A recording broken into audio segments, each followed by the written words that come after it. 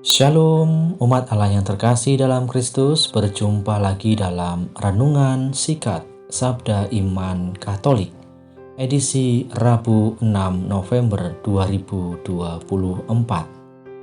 Hari ini kita akan mendengarkan Sabda Tuhan dari Injil Lukas bab 14 ayat 25 sampai 33. Marilah kita mempersiapkan hati dan pikiran kita untuk mendengarkan sabda Tuhan, dan marilah kita menandai diri kita dengan tanda kemenangan Kristus. Dalam nama Bapa dan Putra dan Roh Kudus, amin. Ya Tuhan, terangilah hati dan pikiran kami untuk mendengarkan sabda-Mu. Inilah Injil suci menurut Lukas. Dimuliakanlah Tuhan. Pada suatu ketika banyak orang berduyun-duyun mengikuti Yesus dalam perjalanannya. Sambil berpaling ia berkata kepada mereka, "Jikalau seorang datang kepadaku dan ia tidak membenci bapaknya, ibunya, istrinya, anak-anaknya, saudara-saudaranya laki-laki atau perempuan, bahkan nyawanya sendiri, ia tidak dapat menjadi muridku. Barang siapa tidak memikul salibnya dan mengikut aku, ia tidak dapat menjadi muridku.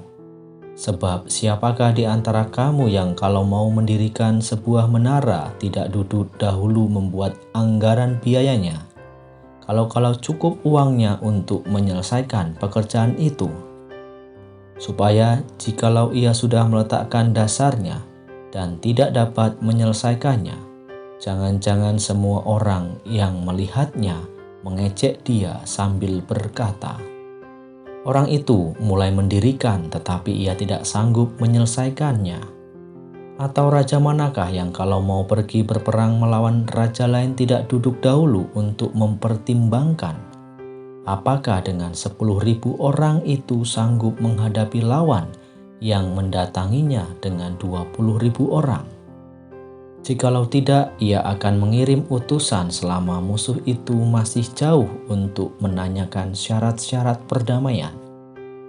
Demikian pula lah tiap-tiap orang di antara kamu yang tidak melepaskan dirinya dari segala miliknya tidak dapat menjadi muridku."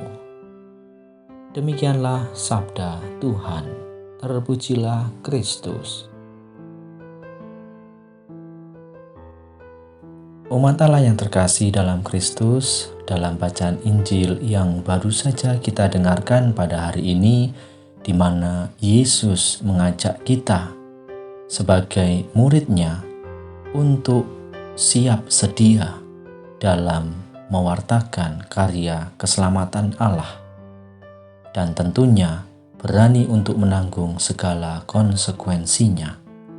Menjadi murid Yesus selalu mengandalkan kesediaan untuk berkorban, dan kesetiaan itu dilakukan dengan sungguh-sungguh, dengan sepenuh hati. Maka menjadi pertanyaan untuk kita renungkan bersama-sama. Apakah kita sungguh-sungguh menjadi pewarta Kristus dalam hidup kita, di dalam keluarga kita, di dalam pekerjaan kita, ataupun di dalam masyarakat dengan sungguh-sungguh penuh cinta kasih? Tentu saja dalam mewartakan karya keselamatan Yesus sendiri banyak segala hal atau tantangan yang kita hadapi. Namun, meskipun tantangan itu selalu ada, maka kita senantiasa tetap mengandalkan Tuhan di dalam setiap pelayanan kita, dengan kesiapsediaan, dengan konsekuensi yang kita lakukan.